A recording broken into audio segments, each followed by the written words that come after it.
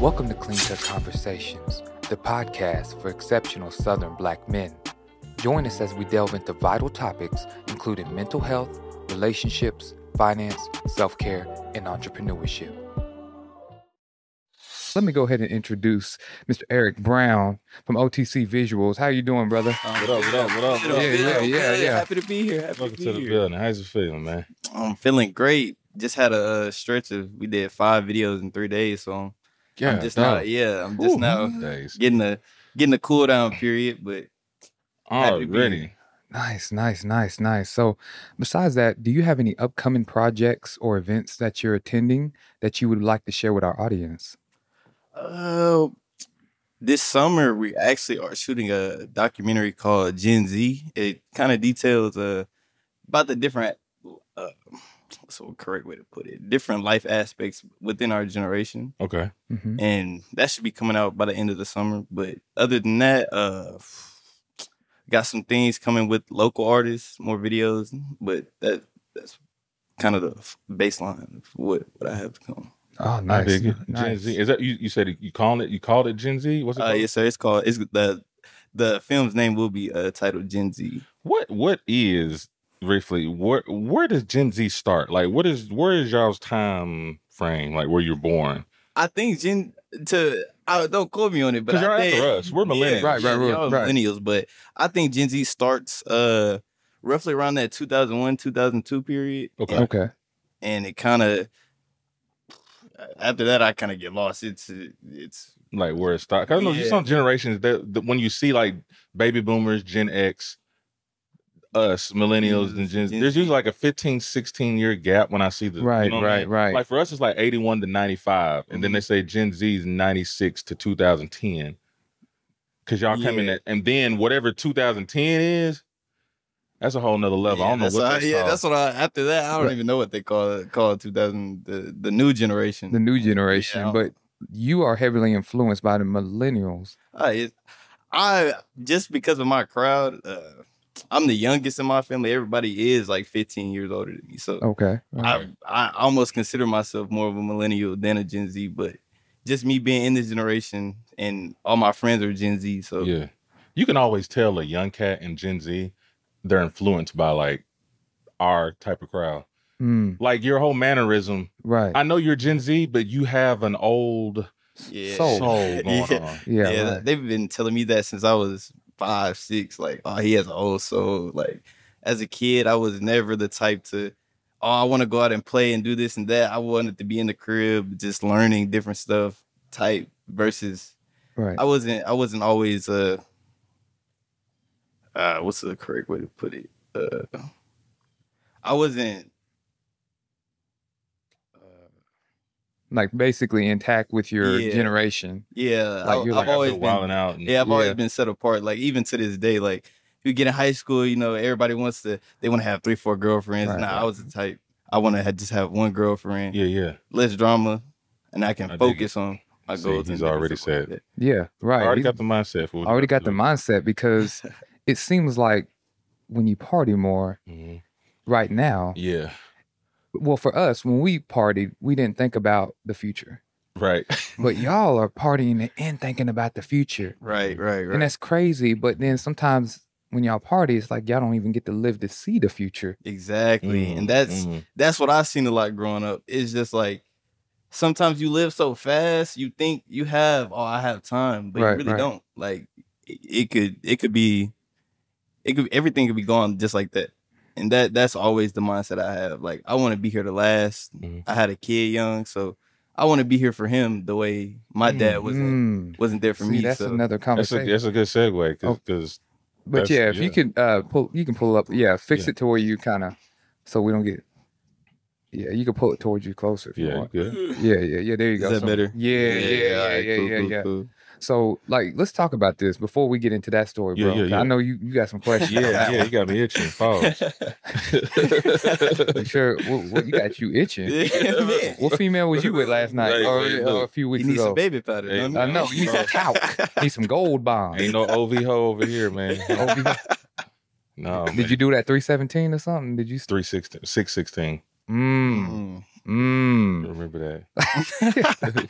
So let's go ahead and talk about like just your motivation or your inspiration in becoming an artist.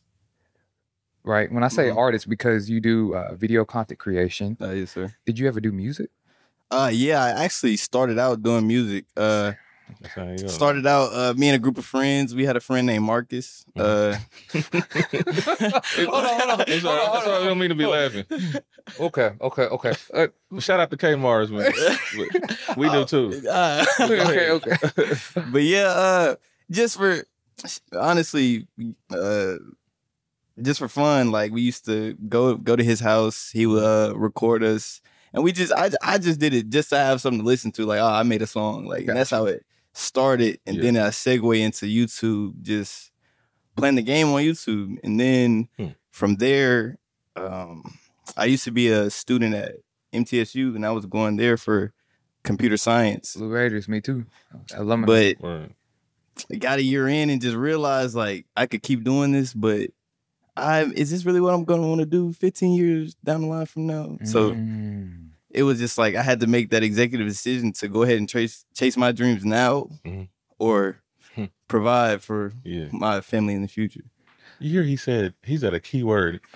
Being 20 years old, he said, I'm going to make an executive decision. And provide. Yeah. Like, that's come the key. on now. We have too many young people making executive decisions, but they ain't providing. Exactly. That's crazy. That's just, I see it all the time, and I never wanted to be a part of that. Like, I wanted people to be able to look at me and tell I'm different. Oh, man. So let me ask you something. Like, so you were always into music and art, right? Yes, sir. Who's your favorite artist? Honestly, my favorite artist was Juice WRLD. I love you. Okay, see, we're gonna get along. So that's why my music kind of relates off of Juice WRLD, and I like Lil Peep too. Yeah, that whole it was like that 2016 wave of everybody, the SoundCloud era, the mumble rap era, they call it. Yeah, that's kind of what burst me onto the scene of like, maybe I could do this. Like, yeah. Because it was so relatable. Like, it was just like, maybe I could try it. And then it segued into all these other avenues of me being able to express it. Wow. Music can do that. You know what I'm saying? That's we were laughing a little bit sometimes because like we're listening to it was like, dang, this is similar pathways here. MTSU, you got a guy named Marcus. You know what I'm saying? Right. The $50-$100 videos. We know all of that. Like I was telling him, we used to. I was telling him the other day about like how we started. We started with no financial backing. Same here. Working in factories. Yep. Taking shit from people. Excuse my language, but that's what we did. A few things. And I had to create things like out of PVC pipe at the last minute because I have these carpentry skills. I know how to do all types of stuff with my hands. Pause. But I already know what you about to do. You better do that. Yeah, good. But it's also kind of crazy to hear you say that because I started the same. When I actually first got into it, I quit because, like I said, I had a kid, and it was just like I could keep being a college student, but I know me being a college student, I won't be able to provide the way I need to. So I dropped out of school and got a full-time job at Walmart. I was working Walmart third shift. I used to go in at 10, get off at 7. And then that's how I segued into doing videos. I would get off at 7, help out with the kid, make sure he was good. Once he was good, then I'd work on videos, just YouTube videos, and trying to learn how to edit. Because I probably only been editing for a year now, honestly. Gotcha. What are you using? Now I use DaVinci. I started off on CapCut. CapCut, there's nothing wrong with CapCut. CapCut got them subtitles and all that, got all that stuff, the AI, and now you can like do all the masking, the beauty stuff live while we're talking. Like I can make you look pretty. So not to say nothing. I get it. It's okay. Not just, wow. Look, but like DaVinci is a great program, especially when you try to do real films. I'm not saying that TikTok videos aren't forms of film, but when you start doing full length, yes, like that's like the top tier. That's like the Pro Tools. Yeah, like it's because I tried to dibble with Adobe, but I couldn't just. It was just the format of it, and I didn't know where to go to do certain things. So I got you. Then it was like I enrolled in Nashville Film Institute, and once they showed me the format of just being able how to import media in and being able to cut, I took off since there. That's good. Good. So, I dig that. So let me ask you something. Is there anyone in your family that has an artistic perspective or mind that influenced you or inspired you? I would say necessarily it wasn't the artistic, but my mom, it was just her work ethic. Like no matter what was going on, like it didn't matter how bad it was, she never stopped working. And that's kind of what I took. Like she always told me, whatever your passion is, I'll always support you as long as you work at it. So it was just once I got the backing from my mom, it was just like, okay, like let me really figure out what I want to do, because I know I'm the type of person who can once I'm locked in on something, I can get to where I need to go. See, and that's the key, is because we got a lot of talent today, right? But not enough drive. That's true. That is very true. So when you think about it, just because you got the talent, you got to have the drive and you got to have the motivation to do it. And this is for all the artists out there. Promote your stuff. Why are you spending loads of time just recording and saying, yeah, man, that's good, bro. That's good. Right. But then you don't even promote it. It just sits on the shelf. It's like it's feeding your own ego. Yeah, because and that's the thing with a lot of people. A lot of people think this is like 2005 where you can just upload something and just blow up. Like nah, this is a different time of era now. It's gotten saturated now. Yes. It's a gift and a curse. It's like, oh man, I when Soulja Boy came out, he hit it right. It was like striking gold in San Francisco.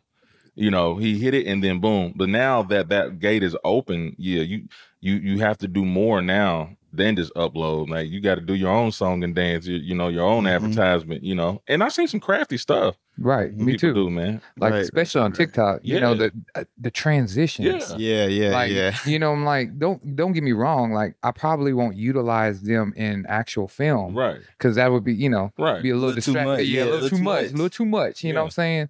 But doing video content like you're doing, perfect. It's always about how can you improve a shot, or how can you make your shot unique? Like when I saw, shout out to Lyrical Lemonade, right? Okay, Lyrical Lemonade. So I'm gonna say this, like all your shots seem to just be sitting on a tripod. Exactly. And it just scale up. You're just scaling in. So I need to get the highest quality camera and put that on a tripod, and I'm good to go, because I can do a close-up, I can do everything, right? Because guess what? YouTube only does like really 1080 strong. Like, strong. Strong.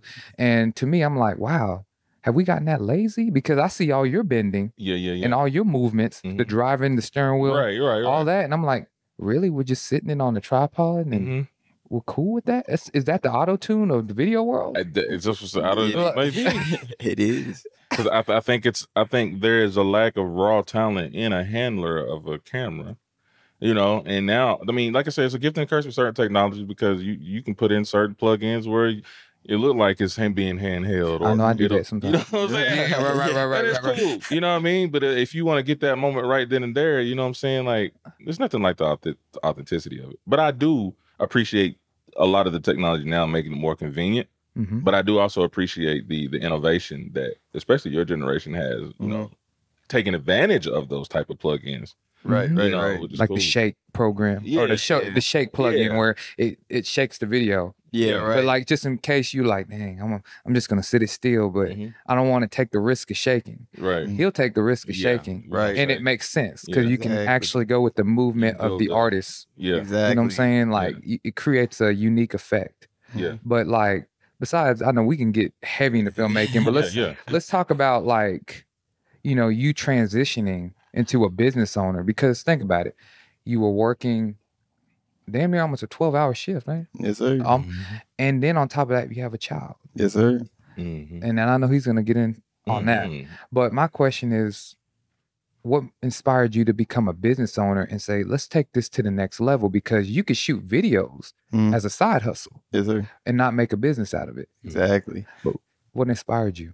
What inspired me, honestly, was, shout out Lyrical Lemonade, like you said, Cole Bennett. Just seeing that, like, it was just like, I seen Cole Bennett go from shooting Lucky's videos and like on the block performance, almost how they do now. Yeah. And to see where he's at now, he's doing it every day for a living.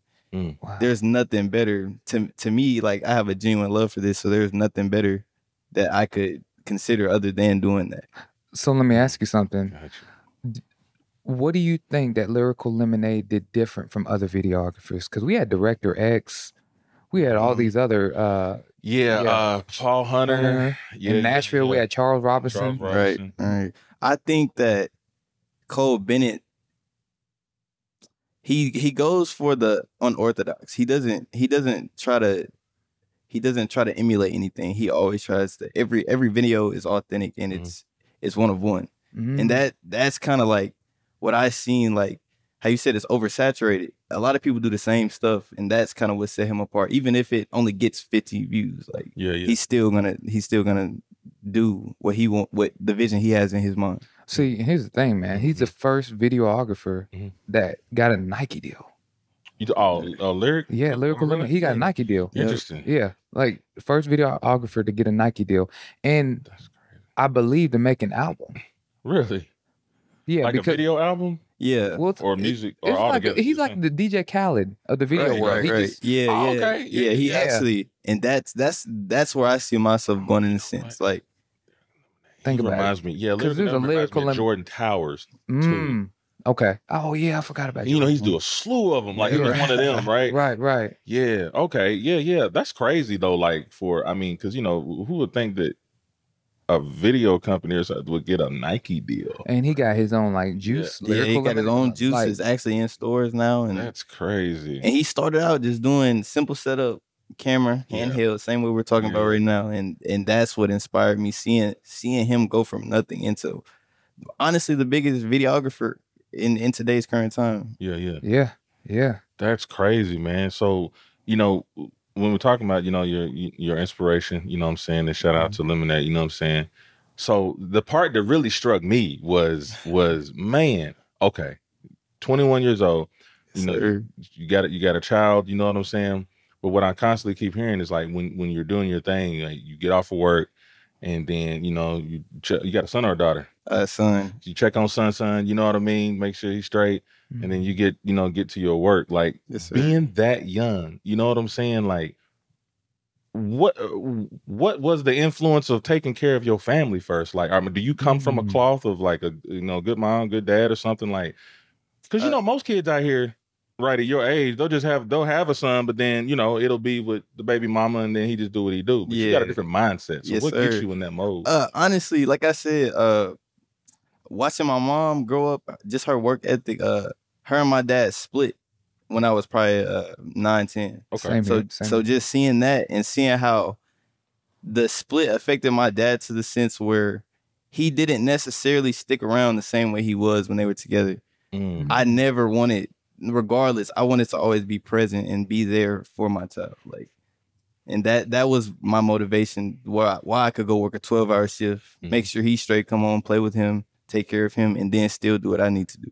Right. Wow, man, that's crazy. See, he actually has someone. He's holding himself accountable. Yeah. But then somebody is holding you accountable too, which is a child, and that's crazy because most people just give up on their dreams, and focus on taking care of the child. Yeah. But you, on the other hand, at this age, was like, I could still live my dream and yet bring my family up. Yes, sir. It was just I had to turn it up a notch. That's kind of how I looked at it. Like, so how were you before? Were you already turning it up a notch, or now it's like time? Yeah. Before I had him, I almost had the generation of this mind, like the mindset of this generation. Like, I got time. Like, I don't got it necessarily, but as soon as I had him, it was just like a realization, like, nah, you don't have time. Like, because he's going to be 5 and he's going to be looking at you asking for this, that, and the third. And then what am I going to say then? Like, that's kind of always the mindset I had. I want him because the way I grew up apartment to apartment. I didn't get it. I was never in a house until I was maybe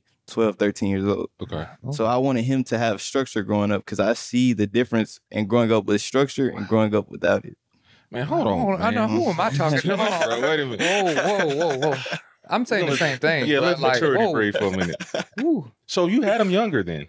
I had him at 19. Okay. And already with that mentality, just like, yo, this is crazy. Yeah, you must have a appreciating this. reincarnated soul. That's what they say. Yeah. People with old souls are reincarnations. It's got to be. There has to be, because sometimes I think to myself, I'm a Yeah. reincarnation or Yeah, something. yeah. And when I say that, deja vu.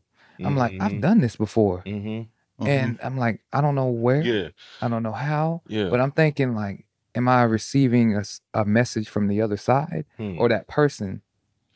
Because think about it, bro. Have you ever been at a performance or anything? You're like, I ain't gonna hit it. I ain't gonna do it. I ain't gonna do it. Yeah. And you just like do it. Yeah, you just do it. Right. Is it subconsciously, like, in your mind, you're like, yo, you can do it. You're just trying to create setbacks, or a spirit like kind of takes over? I think it's both. I think we fighting that. We're fighting that, like, okay, your spirit knows you've done this before, right? But then you're not quite aware, like, I don't know if I've done this before. I haven't seen it, but your spirit's like, no, you've done this before. It's just the same energy passing through. Exactly. Almost like you're built for it. Like, See, right. Because I know you had that situation when you were acting. Yeah. And it was crying. Yeah. Because he said he was having trouble with that. And then that it happened on that performance day. That's when I won my award. Yeah. Yes. You were like, but the whole time you weren't able to. I wasn't able to cry. Like, I wasn't able to cry. And something at that moment, like, something was in, like, I'm not trying to say I heard something, but all I heard was use it.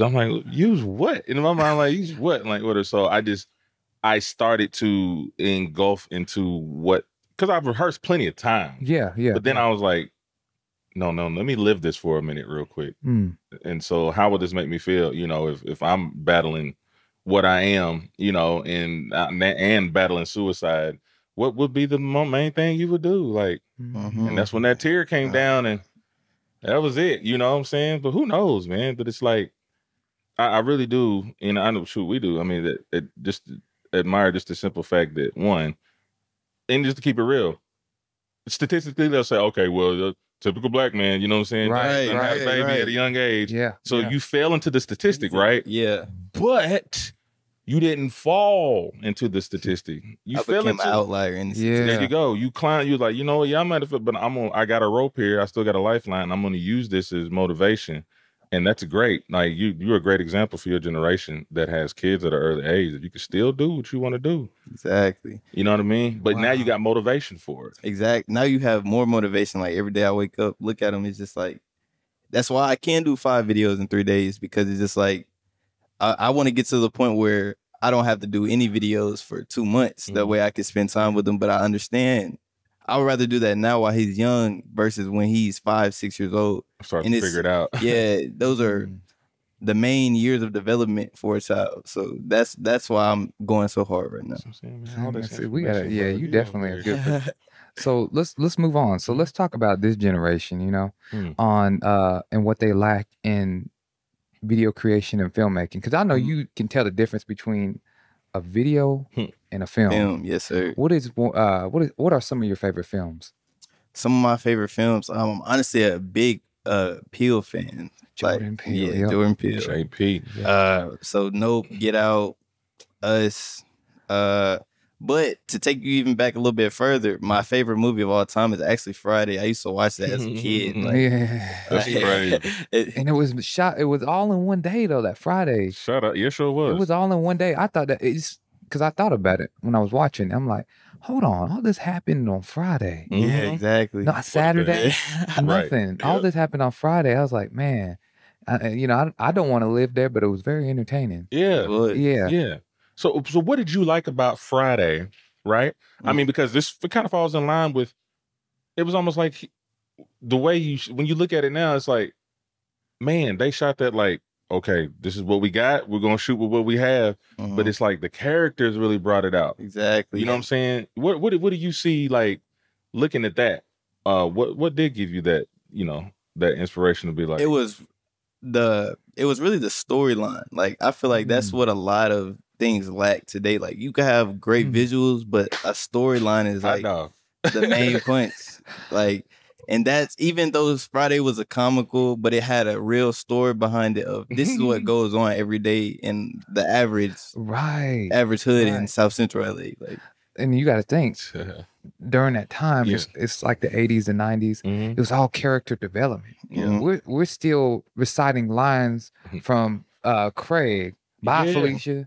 Stuff like that. That was, and then Chris Tucker, man, you know, like those characters were memorable. Anything, just think of any movie you've watched. Let's Menace to Society. Kane. Kane was memorable. Even Boys in the Hood, you know, we're gay. Even though it got blasted, you know, he's like, wait a minute, he ain't supposed to know about this. What is going on?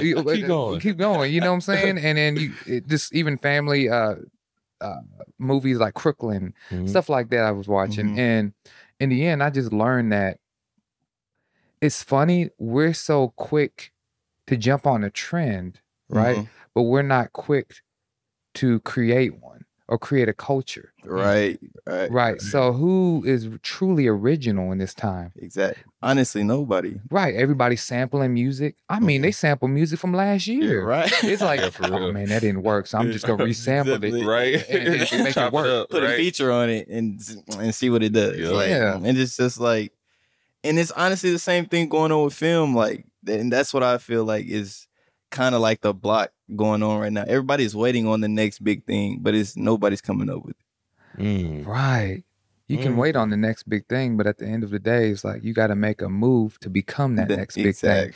And they're not willing to make that move because society is so harsh.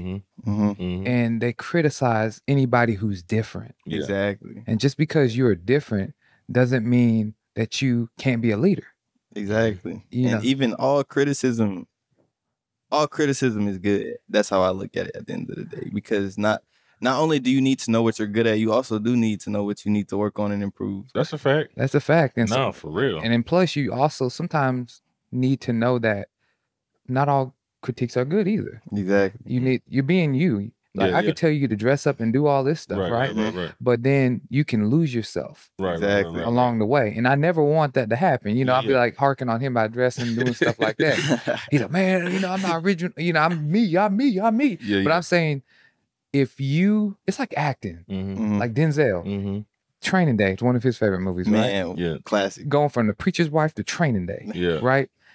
To me, Training Day was really a part of Denzel.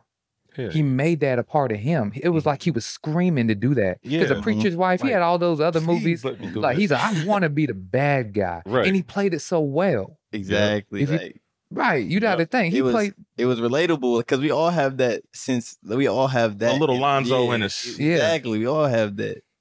Of course we do. You know what I mean? That's the thing. So, okay, so your inspiration and stuff like that, you know, some of the movies and stuff you looked up to. And what we were talking a little bit, you know what I'm saying, behind the scenes, and like kind of bring up the elephant in the room, right? First, you're a black filmmaker. Yes, sir. In Tennessee. Yes, sir. Middle Tennessee.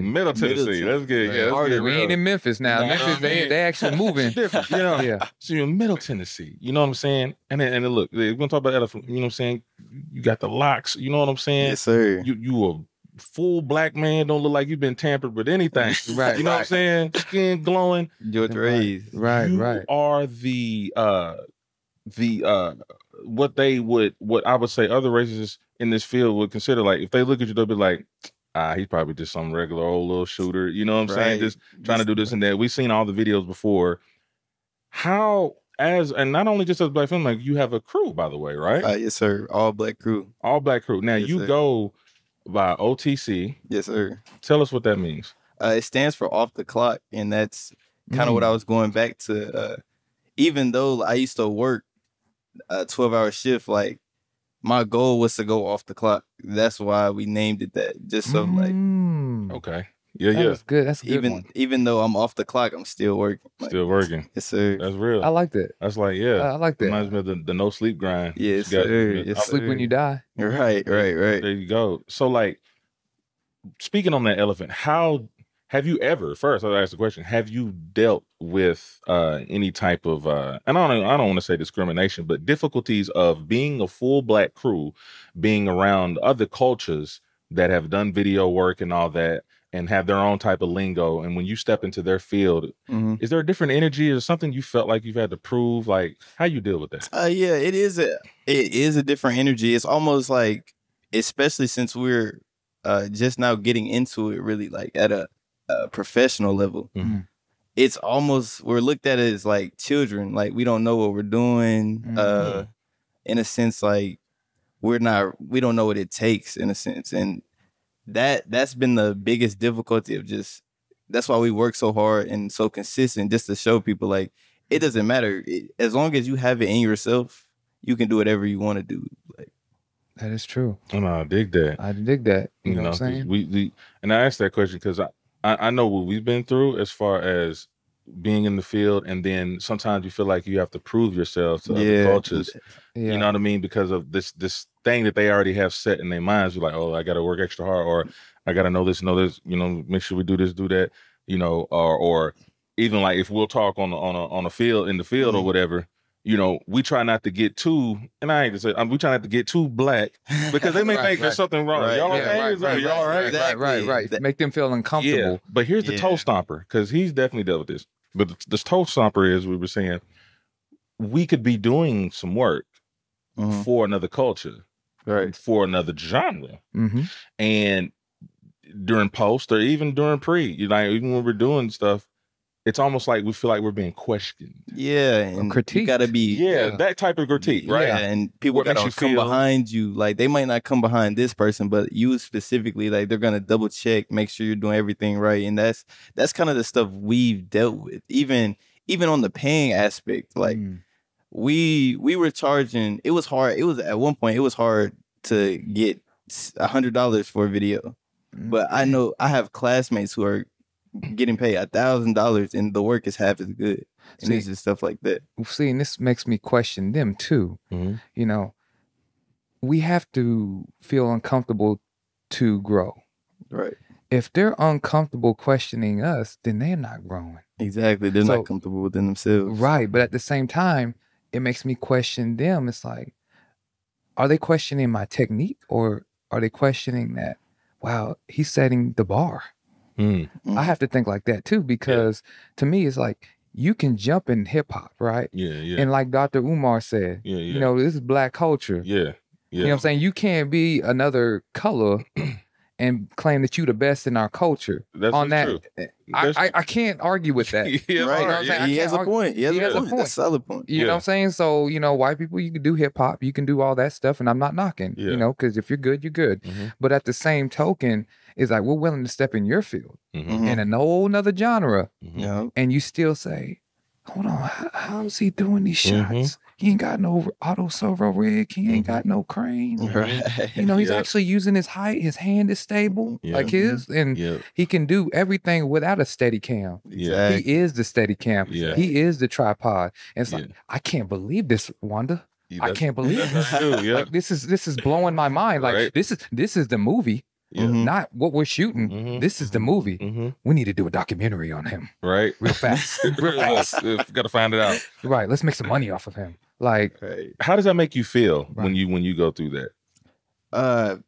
Honestly, it does make me feel some type of way, just because like it almost shows me what like our grandparents went through, in a sense. Like, this is what they went through. Yeah, it's in a different form and fashion because it's 2024 now, but it's almost just like, when are things genuinely going to change? The psyche. The psyche of that. You know, they went through the whole black exploitation era, right? Exactly. And that's when it comes to film. Yeah. And it's like, we're entering that, but at the same token, it's like, we're trying to keep up. It's like everybody's trying to keep up. It's like the bar has been set so high from different cultures now. Right. And it's not just about white. It's not just about black, but it seems that black have been stepping it up. It's because they have access to the resources. Yes, sir. And now this goes into my next questions, like the struggles of black filmmakers. Like, you work overtime, I'm sure. Yes, sir. And you have to learn to finance and budget because you have a child. Exactly. You know what I'm saying? So a lot of our films, right? And the funding comes from us. Exactly. My own pocket. See, And that's crazy because I'm looking at the statistic. A study by the USC Annenberg Inclusion Initiative found that only 5.6 of directors in the top 1,300 films from 2007 to 2019 were Black, indicating systemic barriers in the industry. What was that percentage again? It was 5.6. Make you want to sit up. Yeah. Right. Like, hold on, man. I'm setting the barriers. Like, where's my credit at? I feel like Soldier. I built you too. Right. Where's my credit at? Shoot. 5%. How much a percent? He said 5%. I want 5% from all of y'all. Where's my 5%? Yeah. Where's our 5%? We want 5% from all y'all. Right. Like, for real.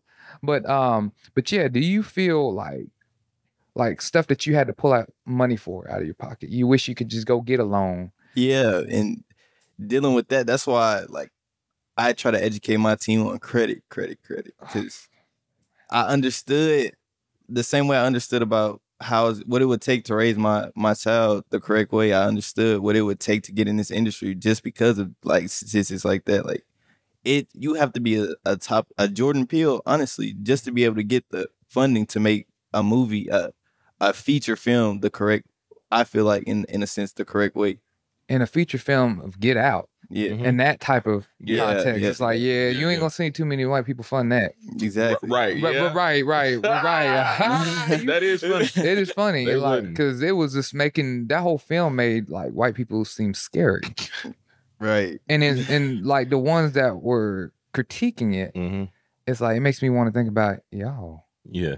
Is that because sometimes when you look at yourself in the mirror, you don't see it sometimes, but you have to take a second to self-reflect. Yeah. You know what I'm saying? And you realize that, hold on, I am that person. Exactly. This person is me. You don't necessarily have to call people out on the track. Right. But you know, if it affects you, then you know it's probably about you. Yeah. Exactly. You know what I'm saying? Exactly. Yeah, you get that little thump in the heart. Like, I know what he's talking about. Yeah. Like, unless you Kendrick and Drake right now. And Man. like, yeah. Kendrick is just ready. He 5-0. You know what I'm saying? He just ready. It's like he ain't letting that man rest at the studio. Right. Them writers we talked about them writers are working on overtime. Yep.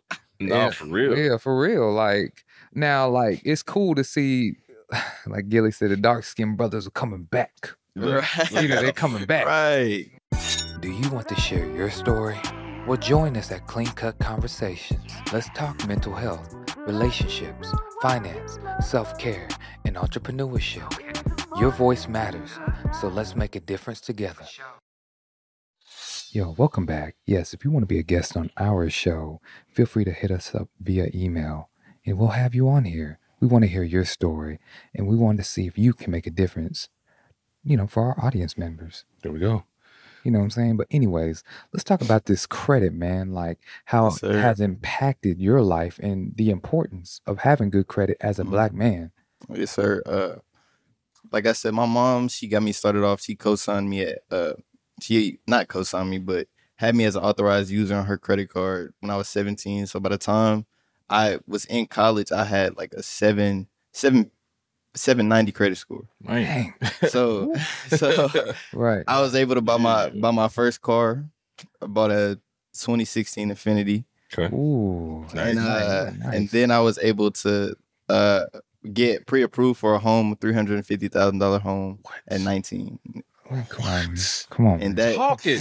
Talk that ish. and that's what I want to like bring to light. Like credit is honestly important because I was only making at 19. It was a lot of money for 19, but I was only making $3,000 a month at 19, and I was able to. Hold on, man. Wait a minute, man. Look, man.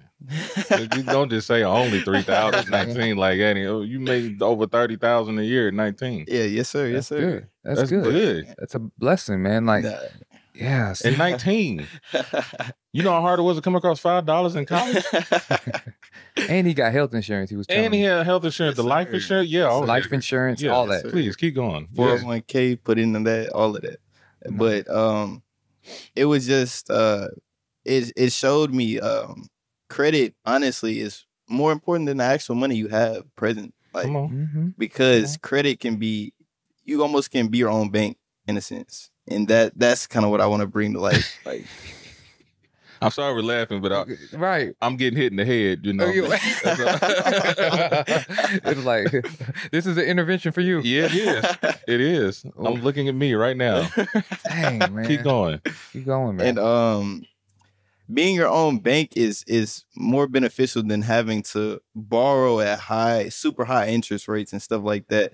Versus you're able to pay yourself back when you're ready. Versus being, because that's how I feel like in our culture, that's the biggest thing. People go out, they get loans, have high interest on them, and then you get stuck getting loan after loan after loan. Like right. Versus if you set it up the right way with your credit, you'll be able to get higher funding amounts, so you're getting less loans less often, if that makes sense. Yeah, see, and that's what that's what we were talking about, Marcellus and all them stuff, about credit and life insurance and stuff like that. Yeah. And please watch that episode. It'll be out. Yeah. But anyways, like, yeah, man, credit is key.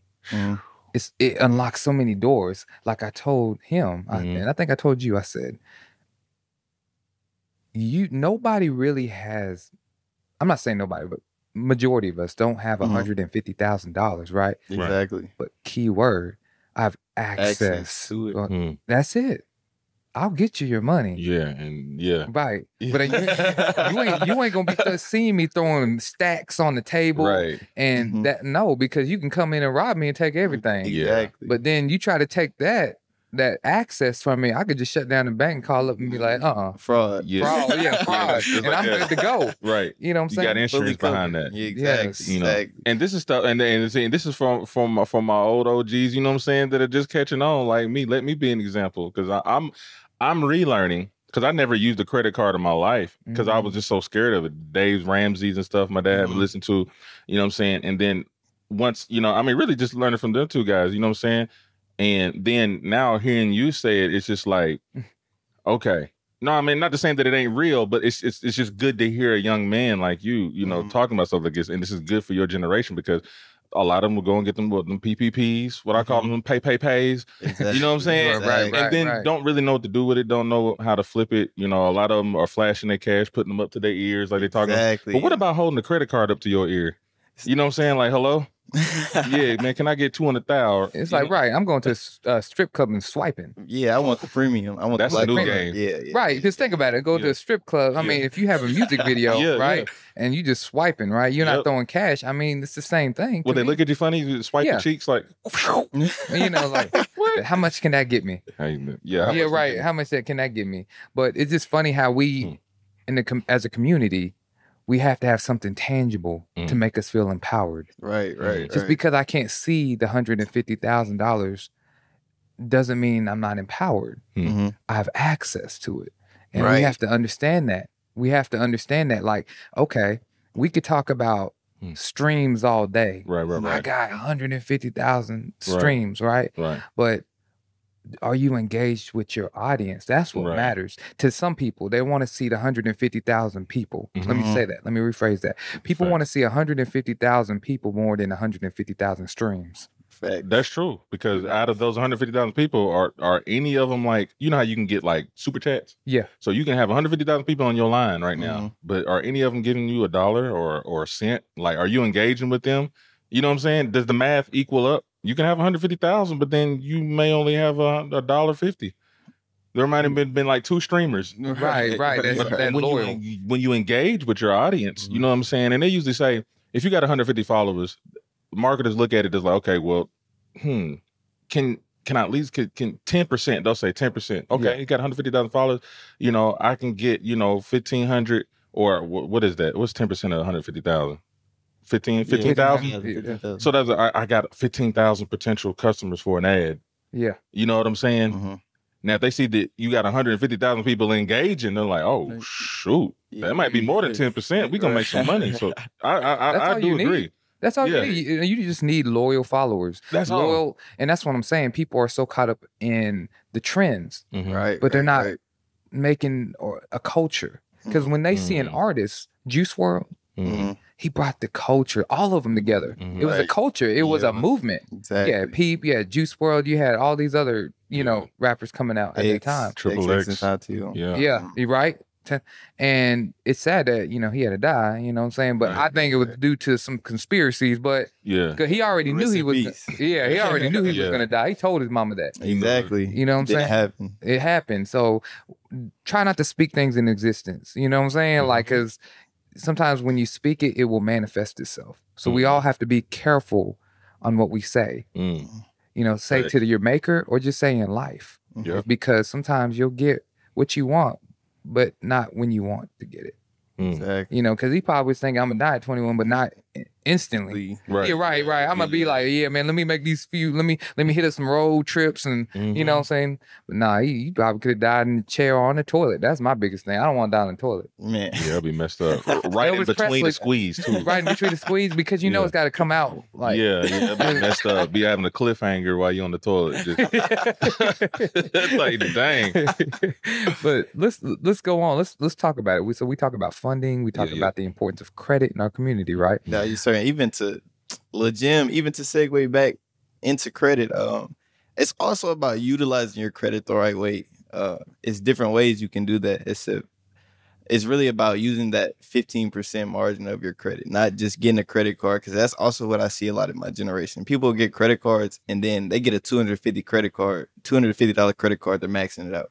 You're really only supposed to spend like $100 to $50 on that credit card, and you're supposed to pay 35% of it to be able to show the credit unions like you know what you're doing versus like you're responsible financially. Yeah, see, we were talking about that. Yep, and that's for real. And, you know, I mean, for me, too, you know, and that's what I'm saying. That I'm telling you, this is stuff that I'm receiving now. Like, and I get it. Oh, I get it. I get it now, bro. I get it, and I didn't know. Credit is key, and that's what they knew that was bringing down the Black community. Is because we knew we wasn't financially literate when it comes to credit. Right. Do you want to share your story? Well, join us at Clean Cut Conversations. Let's talk mental health, relationships, finance, self-care, and entrepreneurship. Your voice matters, so let's make a difference together. We're just going to jump from the credit, and we're going to go into the cultural differences. Because you're from Georgia. Yes, you're like me from, Georgia. And I definitely see the differences in Tennessee, especially when it comes to Black and white relations in general. I feel that living here, we tend to fall into the profile, into the stereotype. Yes, sir. And that stigma of being unwanted, but yet being less. Yeah. So, like, tell us, like, some certain scenarios you endured or encountered. Some certain scenarios is just stuff like,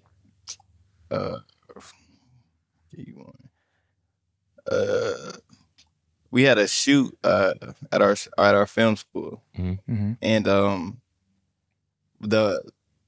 my friend I was telling you guys about, he was the director for the shoot, and he's colored, so it's just like, gotcha. The stigma going into that shoot was almost like, oh well, because this is the director, we're gonna need extra help and we're gonna need extra hands because. Oh wow! And until we got to the shoot, and he seen and our teacher saw how much knowledge we have in this industry, even though we are new. It was almost like an eye opener for them in a sense. But you never experienced that in Georgia. No, sir. So it was a culture shock for you. Yeah, that's crazy. Here, yeah, and it wasn't for my friend, and that's what it was like, kind of like. Well.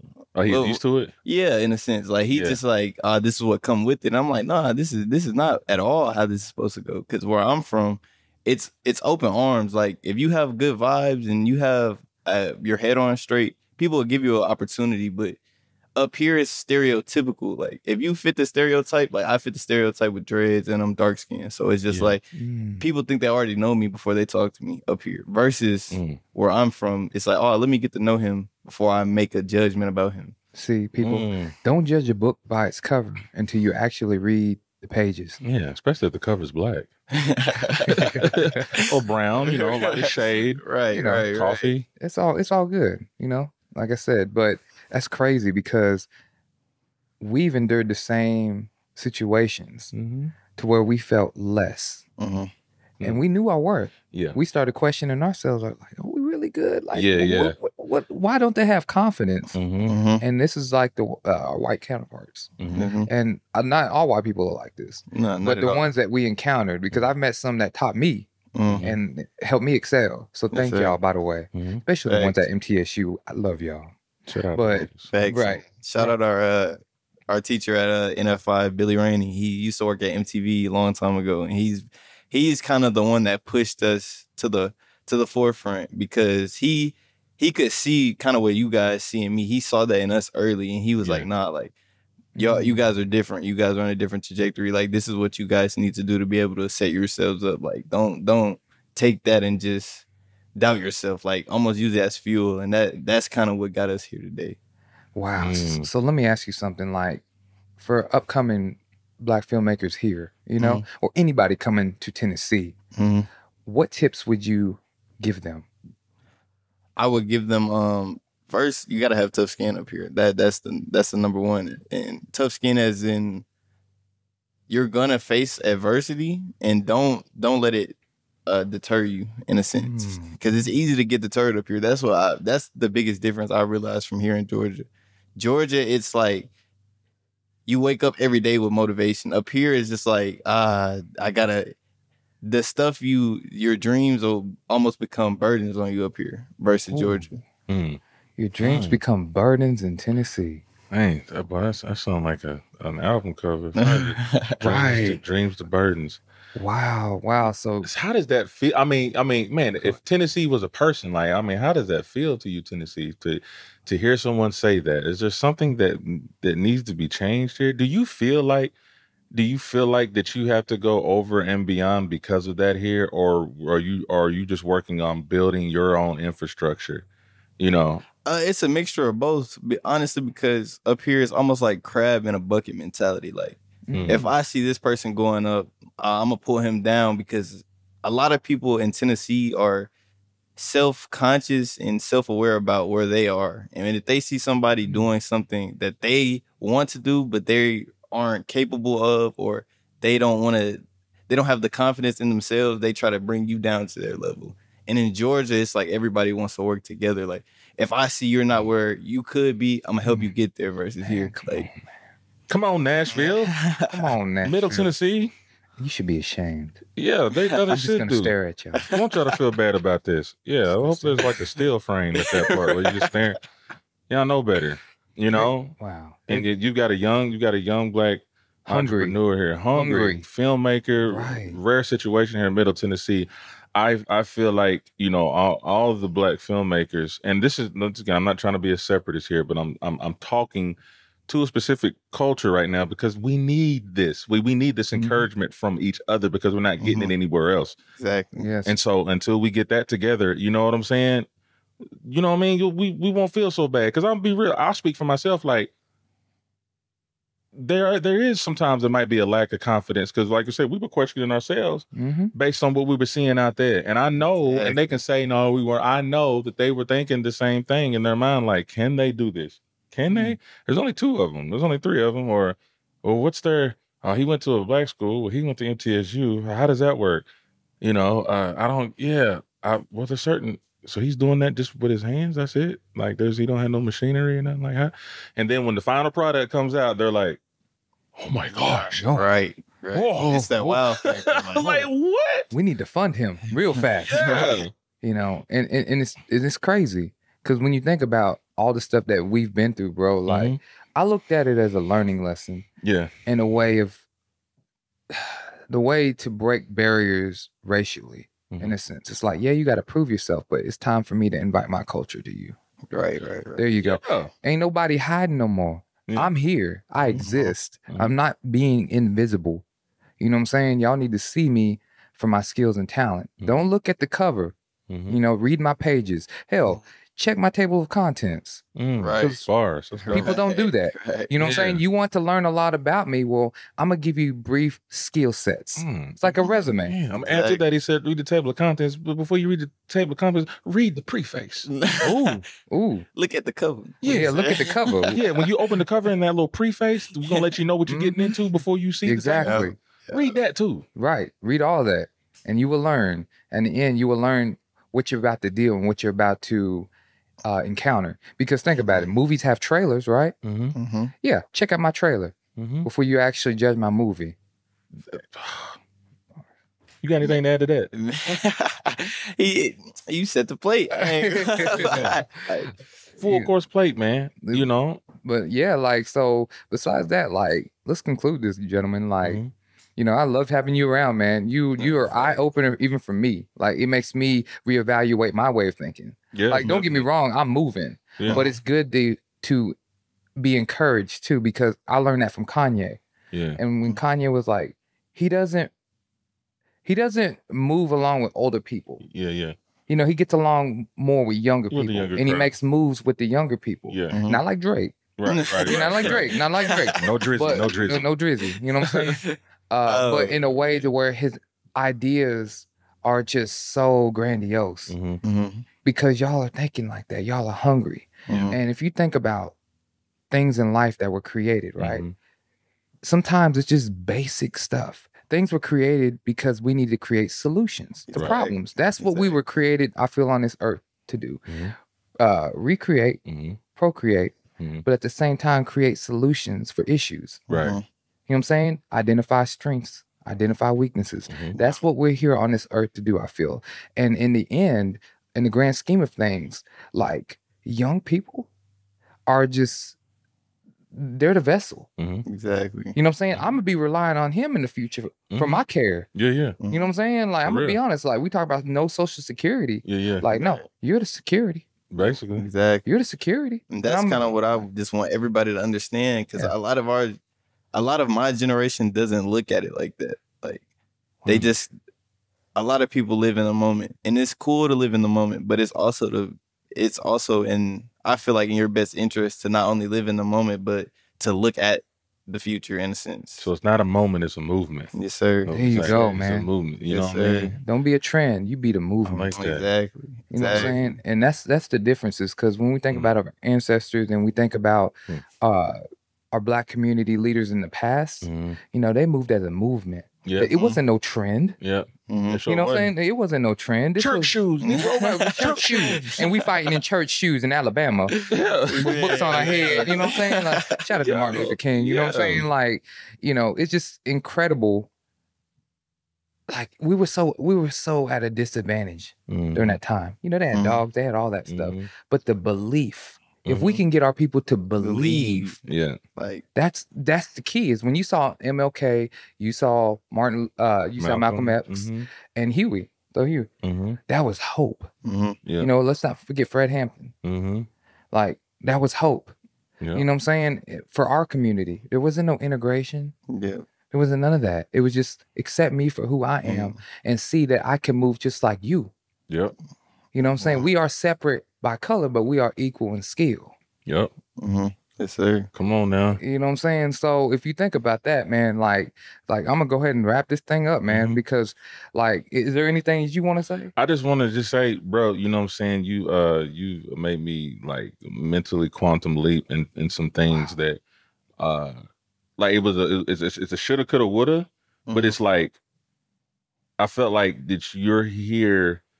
You're speaking to people, your generation, but I mean, I'll let you know, you're speaking to me too. And then others that are like me that may not have not known about certain, I mean, even down to the credit situation and all that. But then you're inspiring me to be like, somebody's listening, or it gives me hope to be like, it gives me hope to keep going, just to know that there's somebody behind me that has the same agenda.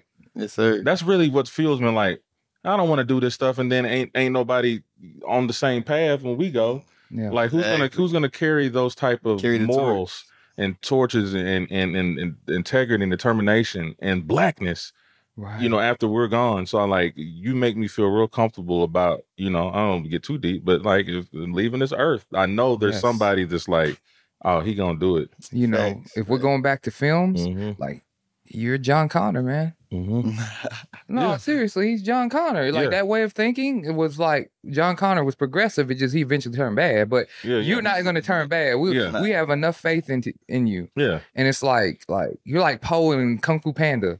Everybody, like you said, like Kung Fu Panda, everybody looked at him and was like, oh man, this dude, he's gonna be the Dragon Warrior. And it's like, and then he ended up being the best. Like, and then just being himself. Just being himself. And then just going through life. And you having a child was not a curse. It was a blessing. Because your mindset where it's at now, like, wouldn't have been there if you didn't, I feel. Exactly. And that's kind of where the same thing I feel. I just feel like everything, in a sense, happened for a reason. Like, I was kind of meant to almost be the leader of this generation, in a sense. Like, just because a lot of people, all it takes is hearing somebody the same age as you say something like you think, but hearing it out loud, like, that's all it takes for some people.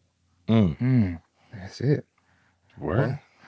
Like I said, thank you for coming by. You know what I'm saying? We appreciate your presence. Thank you for having me. We appreciate your presence. You know what I'm saying? But anyways, we're signing off. I'm your host, Josh Levitt, with my co-host, Royce Massengill, baby. And we are out. Sir.